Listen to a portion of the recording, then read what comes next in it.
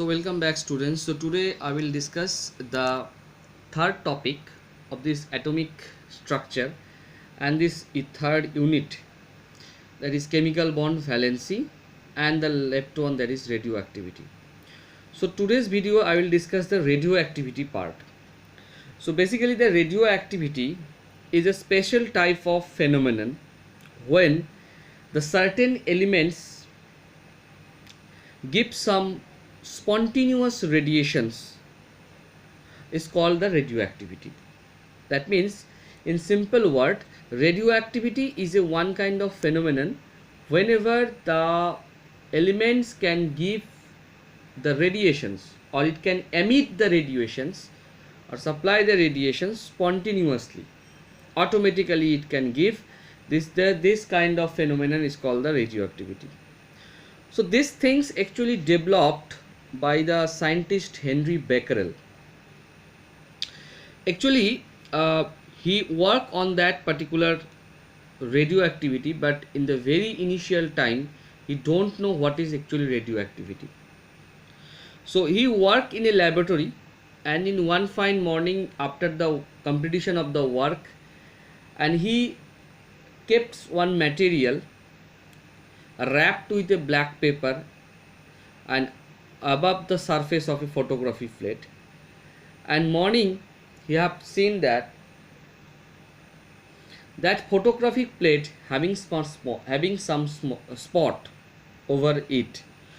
So he don't know what is the reason of it, and after that he studied and experiment on this particular phenomenon, and he discovered a new thing, and he conclude that particular photographic plate whenever got exposed, and this photographic plate has been penetrated by some invisible rays, and he derived these radiations and this element, that is actually the radioactivity. This phenomenon is the radioactivity. So what substance actually he have taken? So he taken the potassium uranyl sulfate, and this potassium uranyl sulfate having this property. Okay, and further that he developed and research on that particular matter, and he found that the rate of the emission of the radiations from a fixed mass of uranium remains unaffected by any kind of physical or chemical change.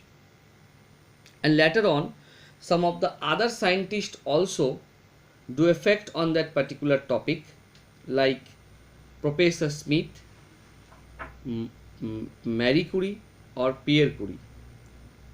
Okay, and they have been arrived in a certain things, the term the radioactivity.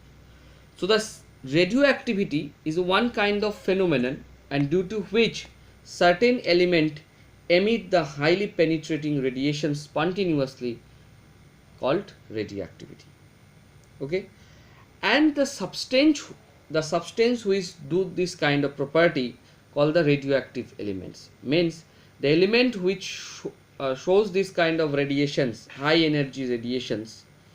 So these high energy radiations, the elements which are showing this property, called the radioactive elements. So those are the many of the substances already you have seen in periodic table. Those elements in the group 6th and the group 7th, basically in the 7th period materials, actinides, and those are called the radioactive elements. Certain elements name has been given, derived, but certain elements are not.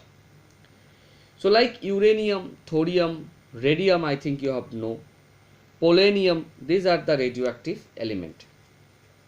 And after that the journey will be continued. Later on, the Ernest Rutherford is another scientist, and he again studied these radiations, and he found that every radiations, this kind radiations, is consist of three basic means particles. Okay, or you can say that these particles are the fundamental particles summed. These particles are called the alpha particles, beta particles, and the gammas. So these alpha particles, beta particles, and the gamma particles, these are quite similar with your electron, proton, and the neutrons. How? Because basically the alpha particles are the positively charged particles and is alike with the helium nucleus, and it having the two protons and the two neutrons. That means the mass number, that is 4 AMU, and the charge is 2, that is plus 2. So simply it is a helium type nucleus, okay. So that means the alpha particles, we have discussed about the alpha particles in the atomic structures first unit 1.